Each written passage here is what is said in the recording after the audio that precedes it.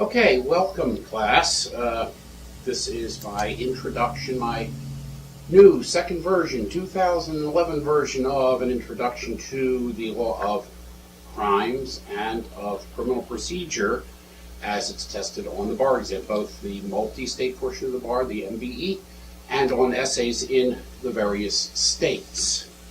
And I have created for you a chart in which I show, this is drawn rather quickly, but it gives you a pretty good sense of what is tested most regularly both on the MBE and in various states.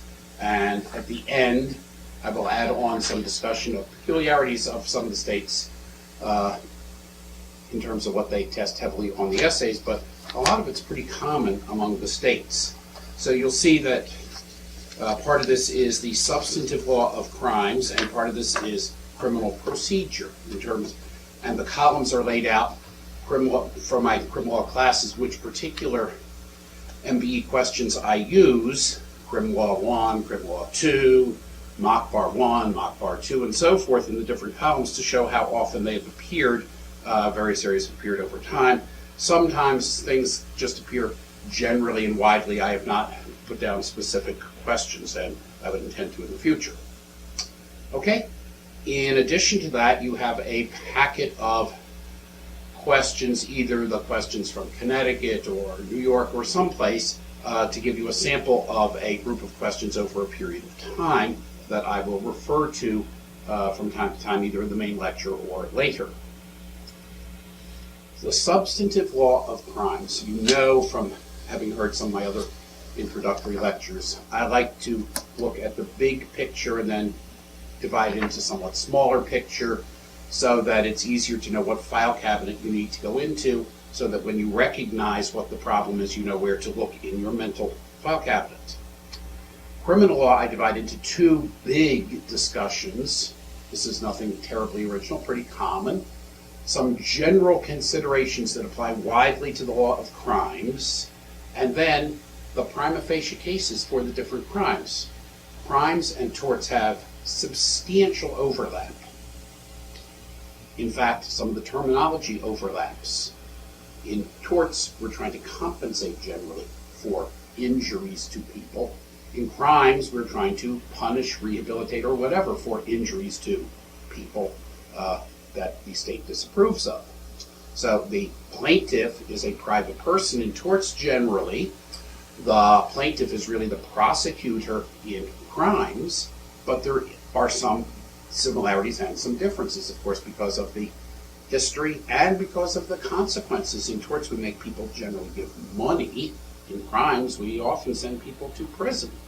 And those differences in consequence lead to some differences even when we're using the same term, like assault and battery. General considerations, what I'm placing under general considerations, and my assumption is that you either have already taken Barbary in the past, and therefore have the Barbary materials and have heard the Barbary lectures, or you're taking Barbary concurrently with my classes or after my classes, which you're using as a way to get ready for Barbary. But in any case, I'm going to be referring from time to time, particularly on the slides that I'll create later, to pages where you'll find a discussion of the Barbary outlines. And I want to be clear, I'm not trying to give all the detail that you would find in a 6-hour lecture. I'm certainly not trying to give all the detail you would find in 120 pages of well-crafted outlines. I'm trying to point to the big picture around which you will fit the details in your reading and listening and so forth. General considerations, I've included under that topic some preliminary matters, the basic elements of crimes, who's liable for crimes, and what are the defenses that are generally available to crimes. All of this before we get to what are the specific crimes. Preliminary matters. First, it's important that you understand that we had a common law of crimes. The crimes as they evolved in the courts of the common law in England and in the United States prior to statutory enactments thereof took place over a period of hundreds of years, changing over time, adopted in the United States by acts of the state legislatures or state constitutions early on the beginning of the United States. So the common law of crimes came to the United States and was modified, but now has been largely replaced in states by statutes. So why bother with the common law, and why do they test on the common law? Because on the MBE, the multiple choice part of the bar exam, the common law is the default setting. They're asking you what is the common law answer to this, not what is the statutory answer. Since the statutory answer can be so variable among the many states, we couldn't have a multi-state bar examination that spent all of its time on statutes. It would be very hard to draft. But why else would the common law matter? And I'm going to suggest it's for the same reason that when I explain in my property introduction and in my property classes how to approach the recording system, I always say you'll understand the recording statutes better if you understand what the common law that lay behind it was. What were the statutes modifying? And in fact, where the statutes don't change the common law remains there in the background as applicable. When I did my introduction that some of you may have heard to negotiable instruments, I said, if you want to understand Article 3 of the UCC, it's important to start with understanding that Article 3 is changing what the common law contracts rules would be in areas like assignment, delegation, and third-party beneficiary law, if you fall within the ambit of Article 3. Article 3 only applies if we have whatever it takes to make something a negotiable instrument, which is a way of assigning a right. And all of a sudden, if we have a negotiable instrument, Article 3 controls rather than the common law. When we look at Article 2 of the UCC, covering sale of goods, it again is changing the common law, and in fact, where it does not change the common law is still applicable. So you need to, or at least will benefit from, understanding the common law of crimes, A, because it's tested on the MBE and that's what they want. Some states test it on their essays and they say answer under the common law. Other states say answer under our state statutes.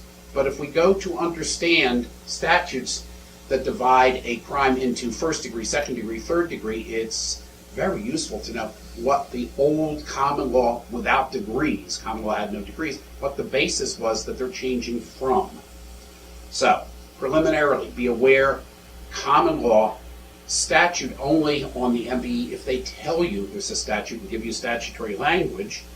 And if they do, that statutory language will generally be from the Model Penal Code, MPC, and provisions thereof at appropriate points are cited, quoted in the Barbary Outline and explained, ones that are likely to appear on the exam. Second, in addition to thinking what the law that we apply is, jurisdiction. Not much tested, hardly tested, but be aware that a state can punish for criminal behavior a person who either does the act creating the crime in its state or causes something in another state, does something in another state that causes a criminal consequence in the state. Either or both of those states can punish. Either or both have jurisdiction. And of course the feds have jurisdiction to decide federal crimes under federal statutes. Not much tested, but be aware of it. Third thing to be aware of, the substantive law of crimes is subject to some constitutional limitation on what can be made criminal. The concept that criminal statutes must give clear notice to the public of what is criminal means that a statute that is unduly vague cannot be used to punish behavior. So look for vagueness. You also should be aware, but we'll talk about this more in constitutional law, that criminal laws cannot punish ex post facto or by bill of attainder, and tie in a little bit the law of double jeopardy here. When does double jeopardy prevent us from prosecuting a second time? Put some constitutional limitations on the application of substantive criminal law. And the final topic I would take up under these just preliminary matters would be merger doctrines. there are only two basic merger doctrines that are recognized in the United States. One is that the lesser crime merges into the greater crime. The main example, and it is tested very, very often on the multi-state bar examination, if someone does behavior that might be a larceny and does it by force or the threat of force so that it might be a robbery, that person cannot be convicted of both. A conviction of larceny is fine, not guilty of robbery. A conviction of robbery is fine, but if so, we can't punish for the larceny. It's a lesser included offense, one or the other, not both. Secondly, someone might be tried for an attempt to commit a crime and for the completed crime if the state succeeds in proving beyond a reasonable doubt that the completed crime was committed. Then the person cannot be found guilty of the lesser crime, the inchoate crime, the attempt to do the crime, the solicitation to do the crime. Those are the two. You can be convicted of both conspiracy to do a crime and the crime. Reasons will come up later. But attempt and the completed crime, the person cannot be convicted of both.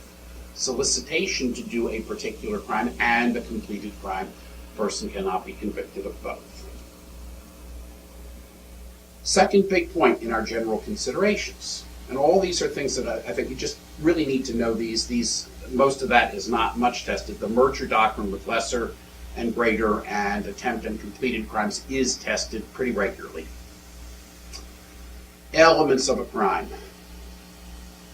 We can say that in crimes you need to prove an actus reus and a mens rea, and use our good old Latin. What we need is an act and a mental state. We need an act and a mental state, and they both have to occur at the same time.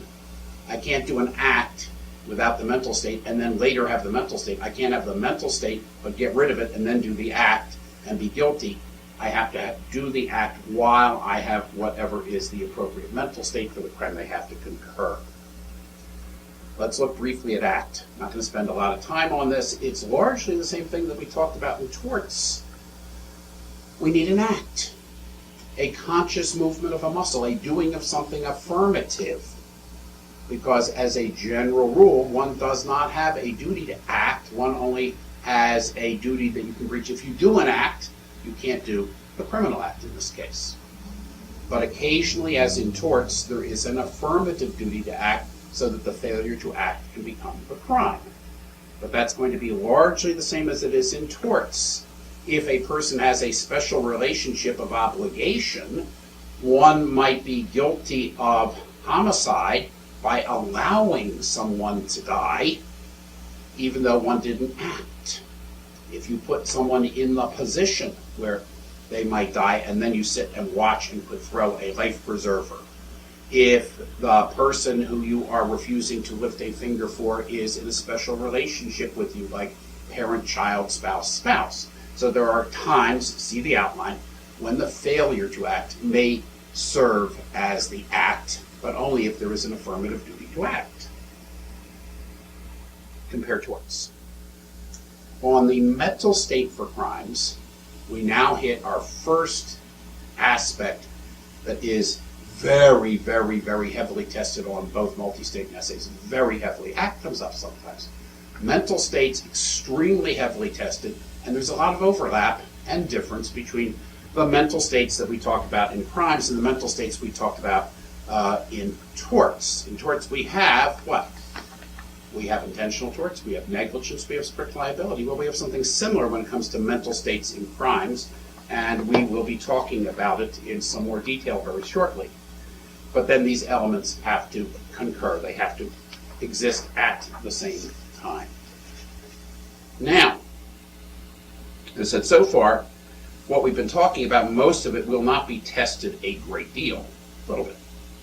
But when it comes to the common law mental states, here we come to something that is tested heavily, and we need to compare it to the model penal code mental states.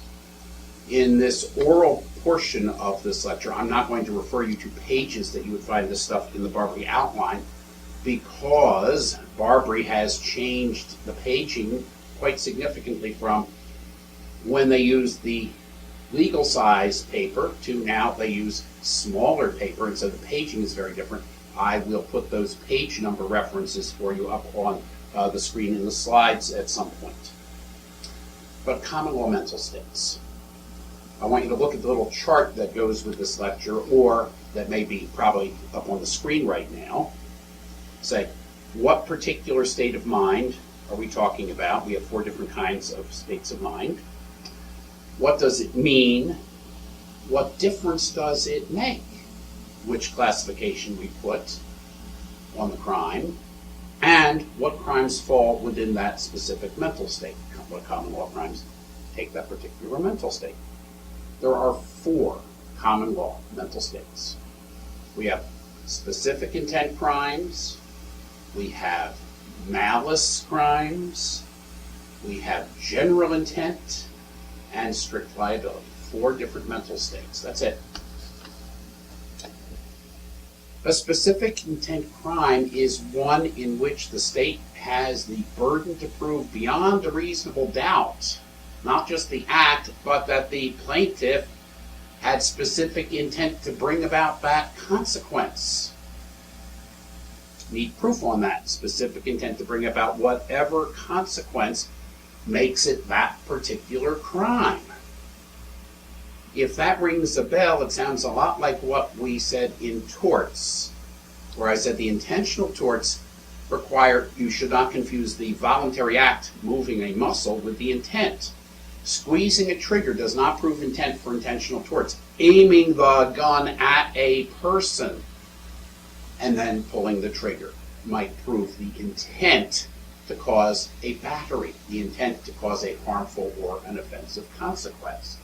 Well, likewise, we need the specific intent to bring about whatever consequence it is that the tort, or in this case, that the crime requires we prove specific intent. That's what we mean by specific intent. We'll come to the other columns here in a bit. What do we mean by malice? Malice in the law doesn't mean the same thing it does in the language on the street. Hey, guy, you got a lot of malice toward me. You hate me. You want to hurt me. You don't like me. No. Malice means recklessness, and that's less than intent, and what it means is that someone was aware of the high risk of causing that consequence and didn't care. Another name for it, a little more flowery, is malignant heart, a malignant heart.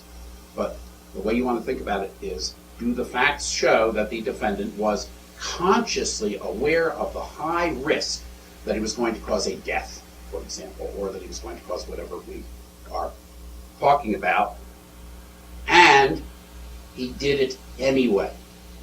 That's malice. We'll come back to how that actually applies in a bit.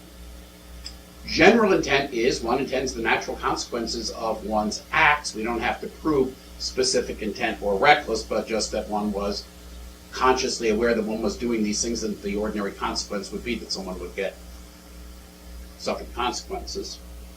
And strict liability is the equivalent of no fault in tort law. The prosecution does not need to prove any fault, and the defendant does not have a defense.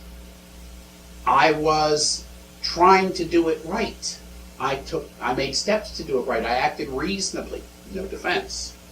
So we have specific intent, malice, general intent, strict liability, 4 different mental states.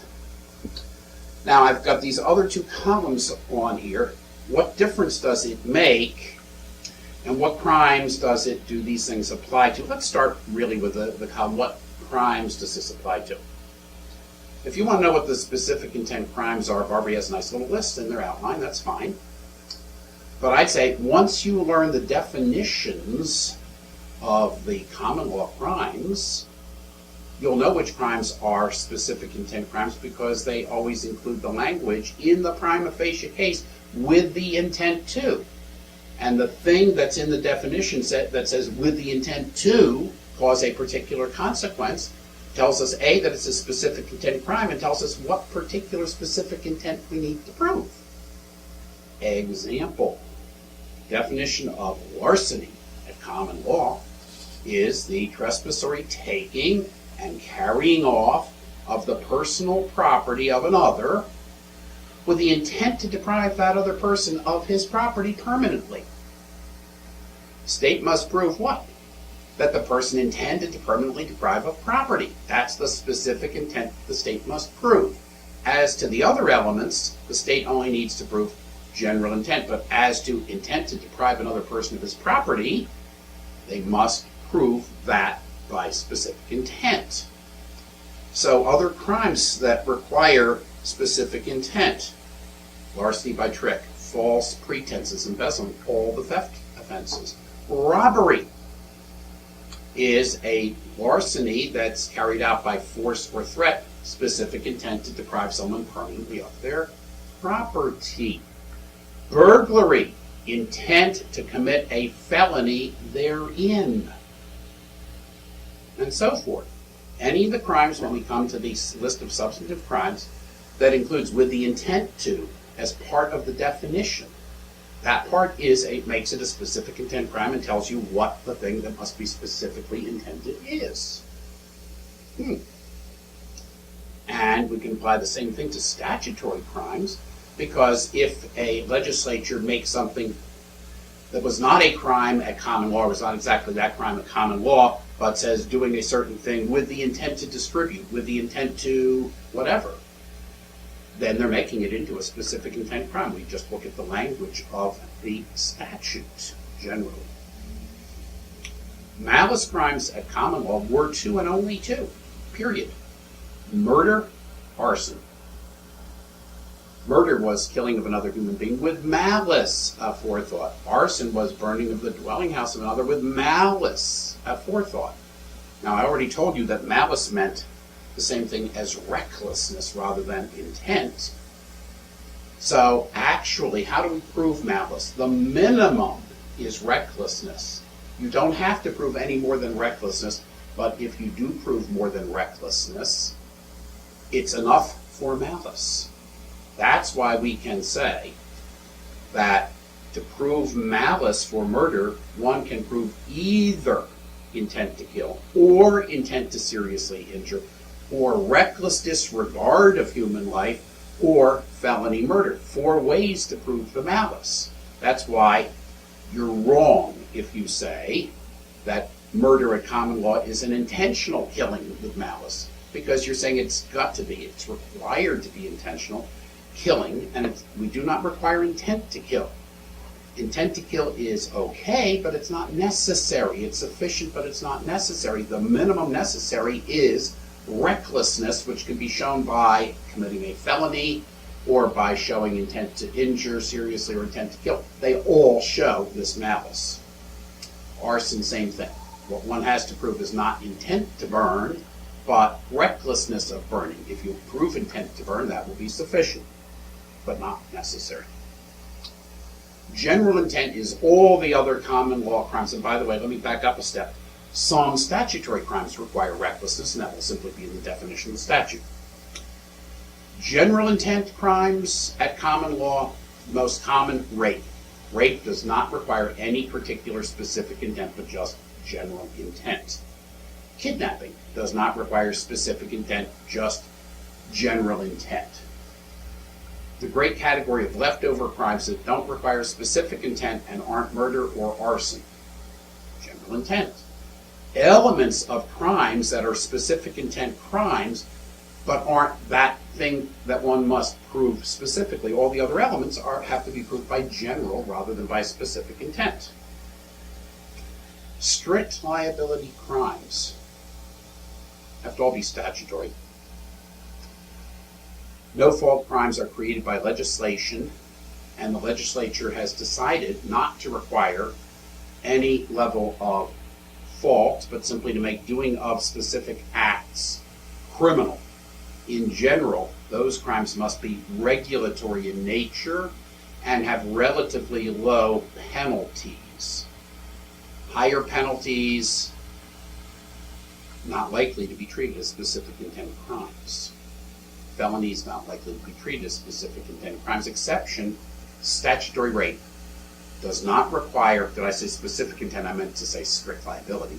Statutory rape, strict liability, the fact that the defendant does not know and had no way to know that the female was under the legal age is not a good defense. Strict liability applies to statutory rape. But in general, strict liability crimes are things like mislabeling of a product and other regulatory offenses. Now, we must think about why this matters, because doing all this classification of crimes and mental states might be interesting but kind of nonsensical unless it made some difference in terms of outcome of cases. And I'm going to say the biggest difference that it makes is this. One difference is difference in terms of what the state must prove. But the biggest other difference is the doctrine of mistake. We have mistakes all over the place in the law. In fact, in our lives, mistakes happen all the time. Everybody makes mistakes. Let he who is without sin cast the first stone. We're all fallible.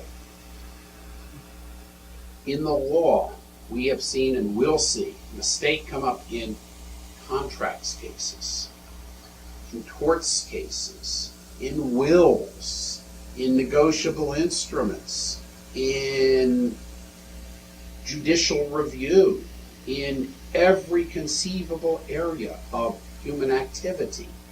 And the question will be, how do we treat the mistake? Most of the time, or at least much of the time, the question will be, was the mistake one that a reasonable person would have made in those circumstances, or was the mistake one that a reasonable person would not have made, but that the particular party, in crimes the defendant, really did make in good faith? He subjectively believed it to be the case, even though a reasonable person would not have believed it. I see that black bag. A reasonable person would say, that's not mine, because it doesn't really look much like mine. But I'm not a reasonable guy. I take a quick look, looks like mine, I pick it up. I have made a stupid mistake. A reasonable person would not have made it, but I made it. Can I be guilty of the specific intent crime of larceny? Well, unreasonable but good faith mistakes, good faith but stupid mistakes, essentially, are defenses possibly only to specific intent crimes and not to any of the other categories. And that is really clearly tested on a regular basis. If we have a specific intent crime in the facts, and the defendant has made a mistake, you have to figure out, was this a reasonable mistake or an unreasonable mistake? If it was an unreasonable but good faith mistake, it can still be a defense to a specific intent crime. Is it automatically a defense? He made a stupid mistake, so he's not guilty? No. It's got to be a good faith but stupid mistake about the particular element. It's got to negate the mental state. I made a mistake that shows that I didn't have the mental state of desiring to steal somebody else's property, desiring to permanently deprive someone else of their property. And because the state must prove beyond a reasonable doubt that I intended to steal somebody else's property, if the issue is there, the state must prove that I had that intent beyond a reasonable doubt. Reasonable mistakes are different. They're mistakes that in the factual situation, as we look at it, they will tell us, or they will give us facts that make it arguable or clear that the mistake as to what I was shooting at, what I was picking up, or whatever, was one that a reasonable person would have made in those circumstances. Compare the law of negligence. If a reasonable person would have made this particular mistake, then it will be a good defense if it negates the intent for the specific intent crimes. A reasonable mistake will negate malice for malice crimes. Unreasonable good faith will not negate malice for murder or arson, but a reasonable mistake can. Reasonable mistake can negate even general intent for the general intent crimes, but no mistake is a defense to strict liability crimes. Did the act necessary for a strict liability crime, mistakes are irrelevant. So that's why I have this little chart for you. Unreasonable but good faith mistakes, only a good defense to specific intent crimes. Reasonable mistake, good defense, at least potentially, to all the crimes except strict liability crimes. Similarly, with intoxication, something that many people resist, and one can understand why. I voluntarily go out and get drunk. I may not have said, gee, I want to get drunk, but nobody forced me to drink. I had more than I can handle, and I was intoxicated. Can my intoxication be a defense to the commission of a crime? Yes. Even though it was voluntary, it wasn't like somebody slipped me a drug. It can be a good defense, voluntary intoxication, if I was so drunk that I could not form the specific intent for a specific intent crime. That's the only time you can use voluntary intoxication as defense. I was too drunk to form the specific intent for the specific intent crime. Those are the main areas in which the mental state affects the defenses that are available as just affecting what the prosecution must prove. Now, this is widespread. Those things are widespread in terms of testing. But you also need to be very consciously aware if they give you a model penal code term in quotation marks, a statute that requires that something be done purposefully, knowingly, or recklessly, the words that are used by the model penal code and defined therein. See the definitions that are quoted in your outline, but basically, to do something purposefully is to do it desiring that particular consequence. Very much like our definition of intent in tort law. Desiring the consequence, I'm doing it for that purpose. Knowingly, in the statute, I'm doing the act knowing with substantial certainty that I'm going to cause that consequence. So purposely is like the one tort definition, desiring the consequence, and knowingly is like the other definition of intent in tort law, knowing with substantial certainty that I'm going to cause the consequence. Very similar between torts and crimes, model penal code. And recklessly means consciously aware of a high risk and doing it anyway. See the outline. One can actually be, particularly with strict liability crimes, vicariously liable for the behavior of someone else. Not worth much attention. The common law mental states, the model penal code mental states, very heavily tested. Vicarious liability comes up occasionally. Now, our third introductory topic is liability for crimes. Who can we find liable other than the person who actually did the completed crime? We can find people liable as accomplices. An accomplice in modern terms is a person who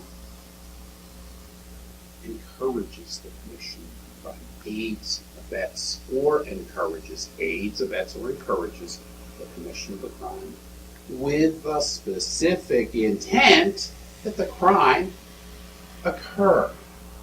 We need specific intent to find someone to be an accomplice. If they are an accomplice, they are liable for the criminal consequences. The other group of issues, much more widely tested, although accomplice liability definitely tested all the time, or multi-state, and definitely tested fairly often on essays. If you look at the chart, you'll see multi-state many times and fairly regularly on essays. But even more important are the inchoate crimes. Crimes that don't get completed. We don't get the death of the human being. We don't get the stealing of the property. We don't get the building actually burnt or whatever. Inchoate crimes. Solicitation, conspiracy, attempt. Solicitation, conspiracy, attempt. Know them, know what they require, and know that they're different. Solicitation is requesting someone else to do a crime with the intent that the crime be done. But the crime doesn't get done. Conspiracy, big difference between the common law and the model penal code. Most of the testing on the MBE has been on the common law, but if they tell you, they can test the model penal code on the multi-state, and it can certainly be tested on essays. We'll talk about the difference in a minute. Basic concept of conspiracy is it takes two or more people agreeing, intending to agree and actually agreeing to carry out some crime, any of the crimes. And they intend to carry out the crime, so they need to intend to agree and they need to intend to carry out the crime. If we don't have two people actually agreeing at common law, we cannot have a conspiracy. The model penal code changes this. The model penal code says if one person does not really intend to commit the crime, is an undercover police officer, or is someone who is just agreeing, pretending to agree for the purpose of turning his other party in to the police. So only one person actually was intending to commit the crime. The model penal code says we can have a unilateral conspiracy, like a unilateral contract. One person actually means to do this. The other person is only pretending. Model penal code says that is enough for a conspiracy. Common law said we need two people actually agreeing, and conspiracy is tested often. But the big one, if you look at my chart, the big one, both on the MBE, and look how often it's tested on essays, insanely often, unpipe thing, attempt. One doesn't complete the crime, but the state proves that the defendant had the specific intent to commit whatever the crime is. So we can have attempted murder, attempted burglary, attempted arson, attempted rape, attempted anything. They had the specific intent to commit the underlying crime, and they did an overt act. And the definitions for overt act have changed over time. At present, it appears that most states follow the rule of the model penal code, and that's now treated as the default setting, it seems, on the MBE, that one must do something that unequivocally, an overt act that shows unequivocally that one was trying to commit that crime. The common law said that it was sufficient if one did an act that got close to completing the crime. Either of those would be sufficient. Act that gets you close, proximate to actually doing the crime comes up just short, along with the specific intent. Now, those are the elements that the state must prove, but I don't want you to think about attempt without thinking about two other things automatically, even though they're really not elements of the prosecution's case, because they're involved so often with attempt. And one is the general concept that impossibility of completing the crime, factual impossibility, is not a defense.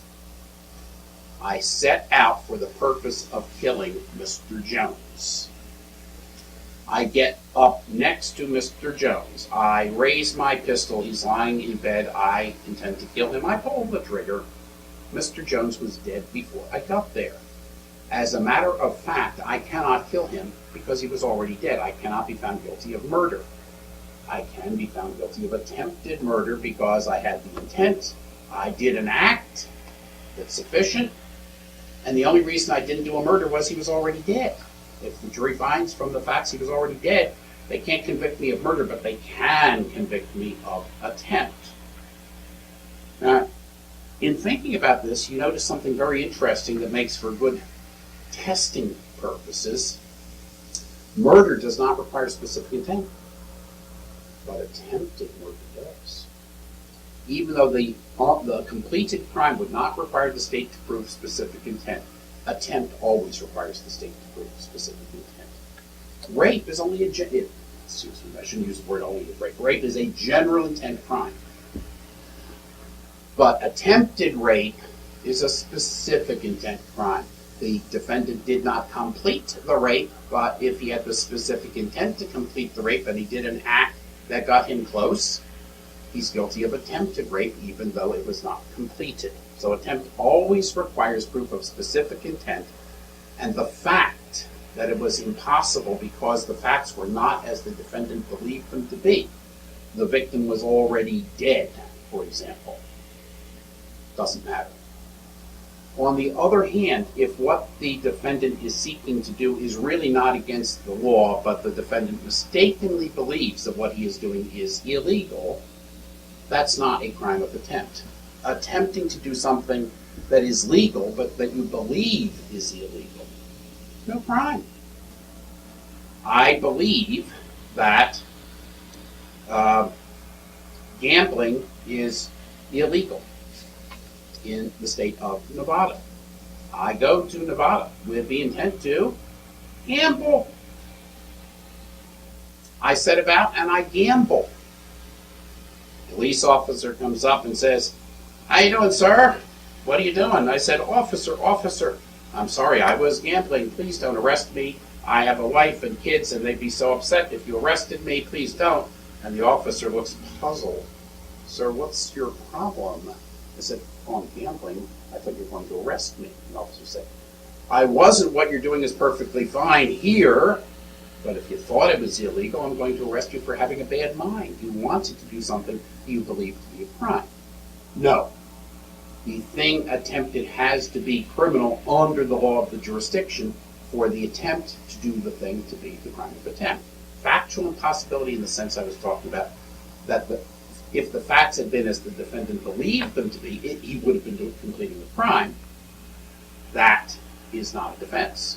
If the law is not what the defendant believes the law to be, and in fact what he is doing is perfectly fine under the laws of the jurisdiction, there's no attempt. Attempt is very, very, very heavily tested, both on MBE and on essays, and those particular aspects come up a lot.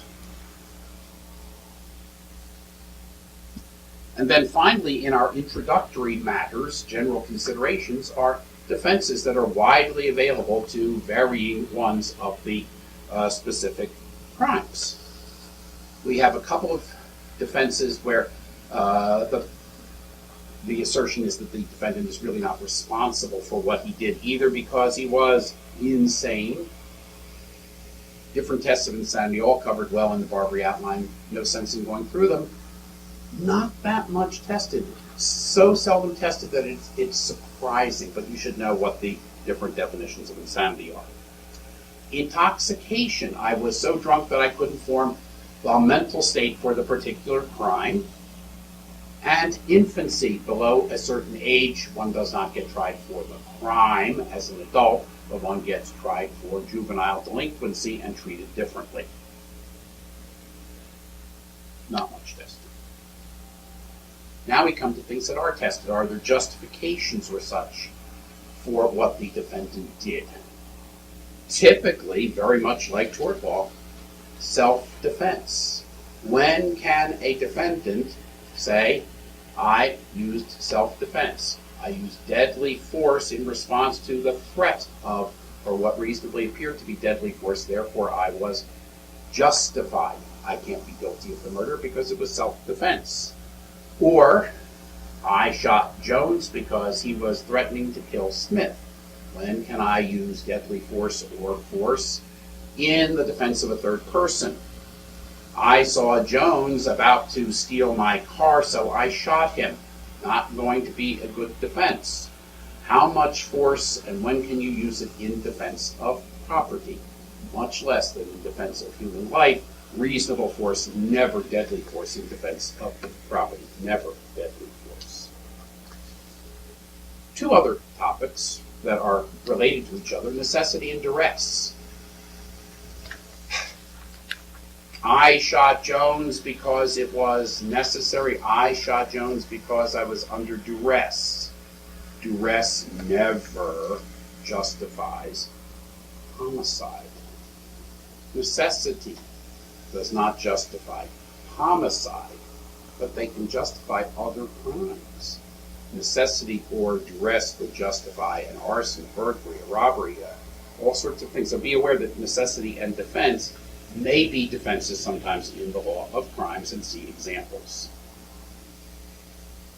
Big topic. Ties back to what we were saying before about mental states, mistakes. If one makes a mistake about the facts, that mistake will either be a reasonable mistake, one that a reasonable person in the circumstances would have made, or it will be an unreasonable but good faith mistake. And we see this all over the law.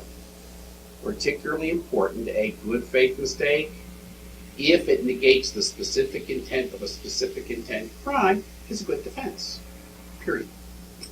Reasonable mistakes can negate the mental state for specific intent, malice, or general intent crimes, as we saw before. But be aware of it. A mistake about what the law is. I did not know it was against the law. I was ignorant of the law. Not a defense as a general rule. Seldom a defense. I didn't know whether I could do it or not, so I went to my attorney, and my attorney said it was fine. Not generally a good defense. But if the definition of the crime includes knowingly, then the lack of knowledge can negate the crime. So there are some instances in which ignorance of the law can be, in that sense, a defense, because the crime requires that one do something knowingly. And there are several other miscellaneous defenses that we're going to see from time to time. Condonation, not a defense. I forgive you by the victim, not a defense. Oh, I've done the same crime myself, I forgive you, not a defense. Entrapment by law officers is a defense, but is very hard to prove. And it opens one to different kinds of evidence that could not come in if one did not raise the defense of entrapment. You have to prove that the defendant did not have the inclination to do that crime, that it came solely from the law officers, and that he simply would not have otherwise done it, didn't have that particular inclination to do that kind of thing. That then allows the prosecution to show that, in fact, he had a history of doing that precise kind of thing, allows other crimes, past bad acts to be brought in to show that. Withdrawal. Generally not a defense.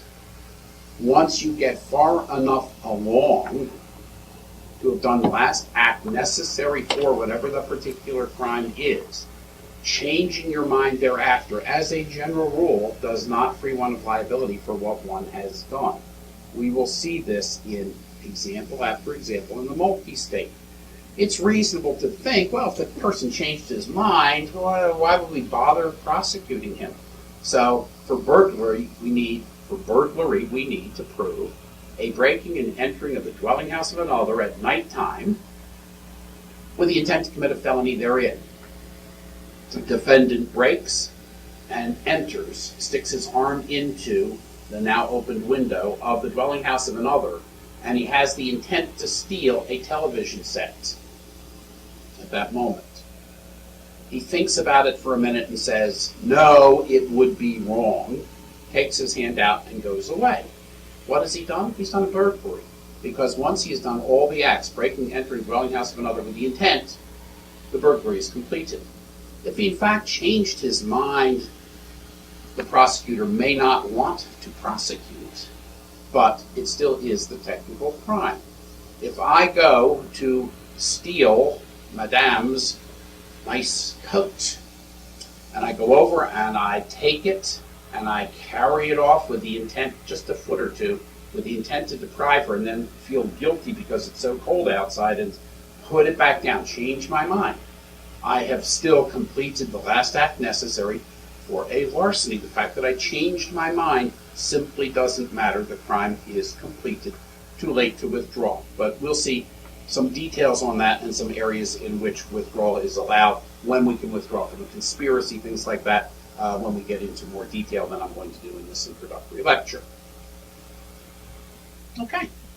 Those are all the general considerations that I want you to be aware of and to be looking for more detail in. To the extent that you observe on my chart that they are tested, you put more time in on attempt, you put more time in on mental states, on conspiracy, and less time in on many of the other things. Let's turn to the prima facie cases for crimes. As in torts, the plaintiff must prove certain things or lose, so in crimes, the state must prove certain things or lose. A big difference being that in torts, the plaintiff generally must prove by a preponderance of the evidence, a little bit more likely that the defendant did all these things than not. Occasionally, a higher standard like clear and convincing. But we take the thought of putting someone in prison seriously enough in our legal system as to say, better to let the guilty go free than to imprison the innocent, at least in theory. So we say the prosecution must prove guilt beyond a reasonable doubt. And what is guilt? Guilt is that the defendant did all of the things with a proper mental state. So now we need to know what the mental states are for the various crimes. On assault and battery, too simple, just see the casebook, the outline. Let's talk about the biggie, homicide. You might go through a test with one question on assault and or battery, the most. Homicide crimes will be all over the place, both on multi-state and fairly often on essays. Very often on essays, very often on multi-state questions you will see that. Assault and battery, hardly at all, very rare. We have the common law of homicide, and we have statutes. And notice the overall term under which all of this falls is homicide, killing of a man. All illegal criminal killings of a person are homicide crimes, but they are specific. What are the specific homicide crimes at common law? They are murder, voluntary manslaughter, involuntary manslaughter. That's it. Murder, voluntary manslaughter, involuntary manslaughter. Those are the crimes involving killing another human being at common law. And that's the order. Murder is worse than voluntary manslaughter, is worse than involuntary manslaughter. I mention this because you will often find multiple choice questions on the multi-state which ask you what is the most serious crime of which the defendant can be convicted on these facts. And you need to know that voluntary is worse than involuntary and that murder is worse than voluntary. It will generally tell you what the order of the crimes is, but for this, it's always the same. Common law murder, and manslaughter for that matter too, involve the killing of another human being. But for it to be a murder at common law, the killing of another human being must be with, only use these words, malice aforethought. Malice aforethought. There's something that sounds somewhat similar, premeditation.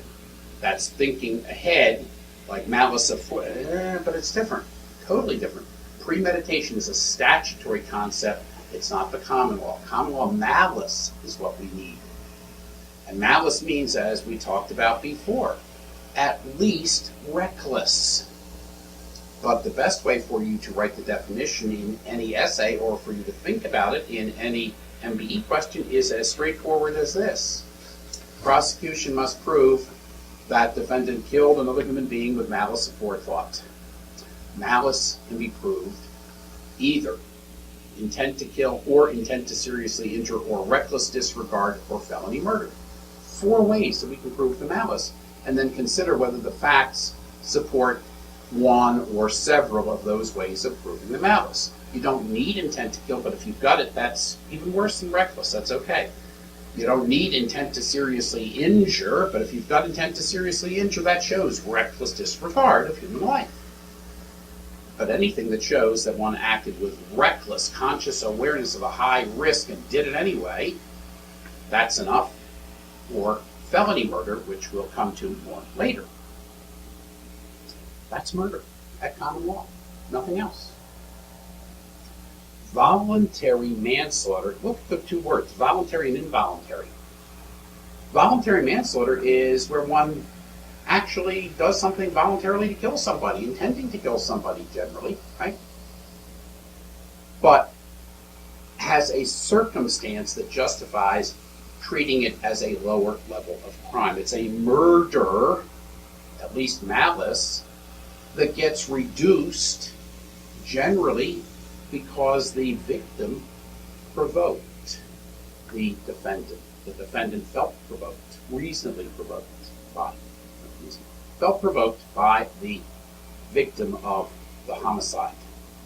The provocation will generally, but not always, be the defendant found the victim in bed with his spouse, or found his spouse in bed with someone else and killed one or both of them. That doesn't mean it's okay to shoot one's spouse or one's spouse's lover.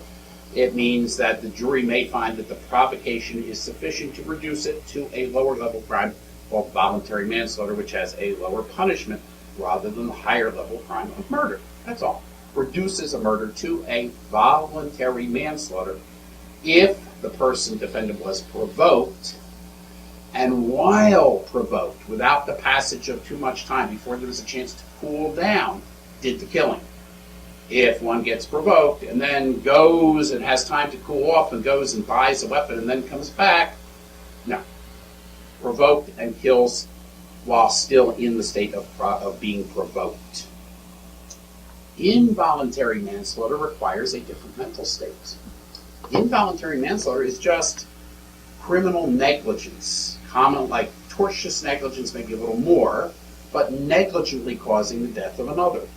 Driving carelessly and causing somebody's death.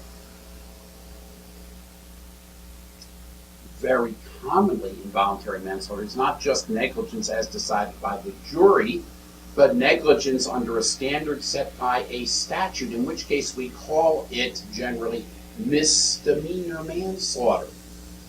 Very much like negligence per se at common in torts. We talked about negligence per se in torts, where instead of the jury deciding what negligence is, what behavior is negligent, the judge borrows the statute and says, here, the legislature set the standard. Well, again, in criminal law, the legislature may have set the standard by making something into a misdemeanor or even a felony, to which felony murder doesn't apply because it doesn't apply to all felonies. And as a result of this illegal act, felony or misdemeanor, a death was caused. Just like in, or very similar to the way we use negligence per se with statutes in torts, we use the misdemeanor statute as the basis for finding an involuntary manslaughter, but not always. It's not automatic, just like it's not automatic in torts. It's not automatic that if one violated a misdemeanor statute and somebody died, that makes you guilty of misdemeanor manslaughter.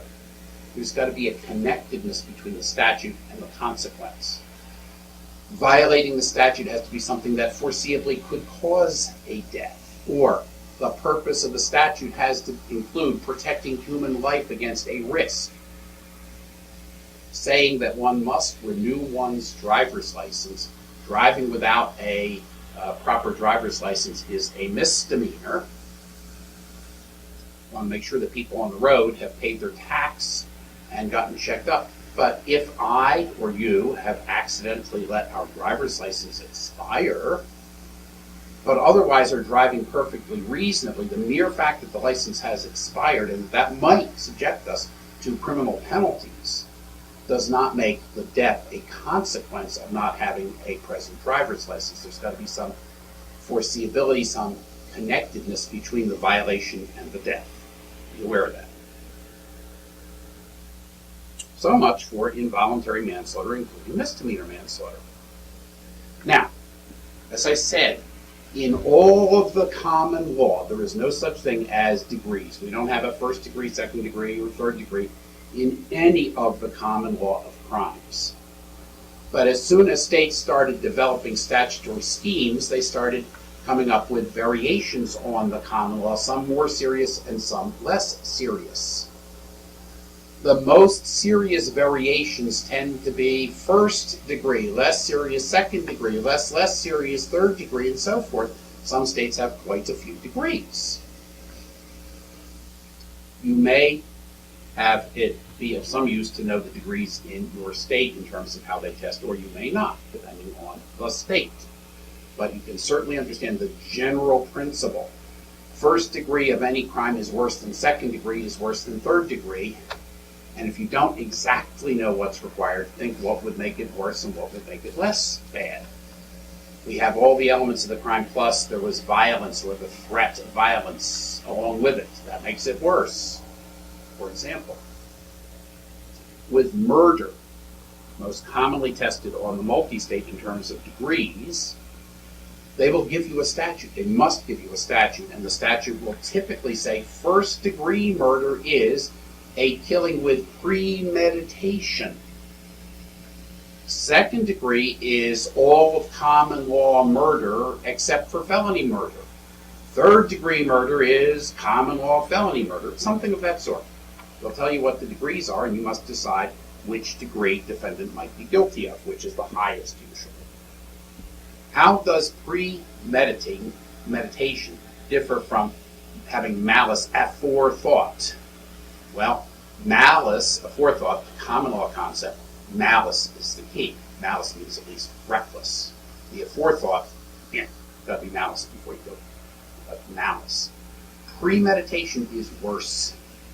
Premeditation is specific intent to kill. And at least some reflection. It may be short. Some states may require it to be longer, but there's got to be some reflection. Yes, I want to kill Jones. Now I reach in, I pull out my gun, and shoot. Some reflection, then the killing. Maybe more reflection. I'm angry at Jones. I go out and buy poison. I poison Jones. There may be a significant amount of planning. I want to kill Jones. I know which way he goes to work. I lie in wait. I shoot him. Premeditation, specific intent, and therefore specific intent defenses are available. An unreasonable but good faith mistake of fact is a good defense, potentially, to first degree murder. But it wouldn't make the person not guilty of any crime. It would simply reduce it to malice. Because good faith but stupid mistake is not a good defense to malice. It would have to be a reasonable mistake. So you need to be aware of first degree versus second degree, particularly with murder, and how that affects the defenses that are available. That's the main thing about statutes. If you see them, use them. Felony murder, very, very, very regularly tested on multi-state and fairly often on essays. If the defendant has committed a felony that resulted in death, even if we cannot otherwise prove that the defendant had the appropriate malice for convicting him of murder, we can still find him guilty of murder if, number one, it typically has to be one of the basic common law felonies, the big felonies, like robbery, rape, arson, burglary, and I think I'm forgetting one, but the big common law felonies, those being committed and a death is caused as a consequence. There's some limitations on when we can do this. Use the felony murder doctrine.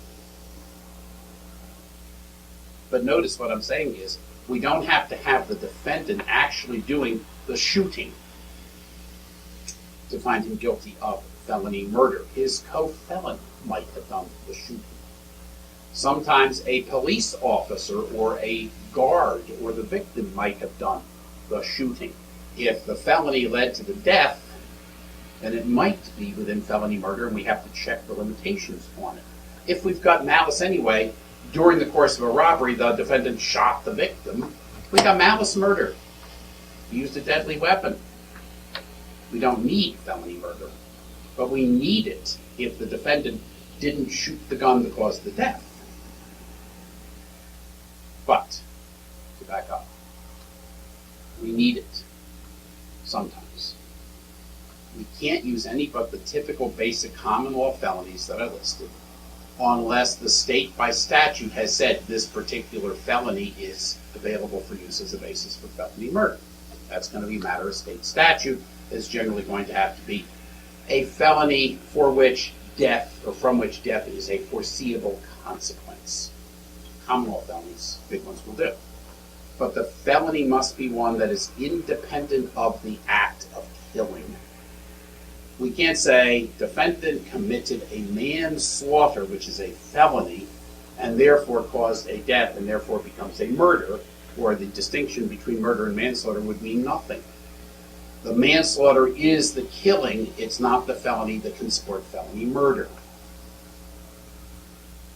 A felonious assault and battery, the very acts that cause the hitting of another person, the very act that led to his death, cannot support felony murder. So the rule is that the felony has to be independent of the act that does the killing. You can't use manslaughter, assault, and battery.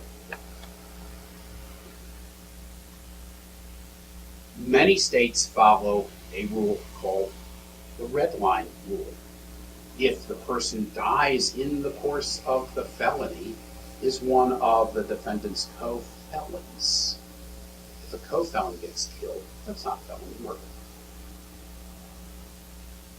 Other states say that felony murder will not apply when the death was caused by the victim or a police officer who is justified in using the deadly force, because the police officer or the victim or the bystander who is justified in using deadly force is not acting as an agent of the felon. So some states follow this agency theory of felony murder. The person who does the killing has to be an agent of the person who is being tried. That pretty much reduces felony murder to not much significance, because you'd probably be liable anyway under conspiracy theory, but we have that agency theory that says if the person doing the killing is not part of the felony, we can't use felony murder. Some states follow that theory. We have the red line rule that says if the person killed is a co-felon, we can't use felony murder. We also terminate felony murder when the felony is completed and the person has gotten away from the scene and reached some place of refuge. During the felony or in immediate flight from the felony, felony murder. Once the person has gotten to his home and is there and watching the football game, and then a death occurs, not a felony murder. So the limitations on felony murder as a rule for giving us a murder conviction when a death occurs in the course of a felony, very heavily tested. We must know all of the limitations. That's going to be very, very, very important in terms of your understanding of the doctrine and in terms of what they test, both.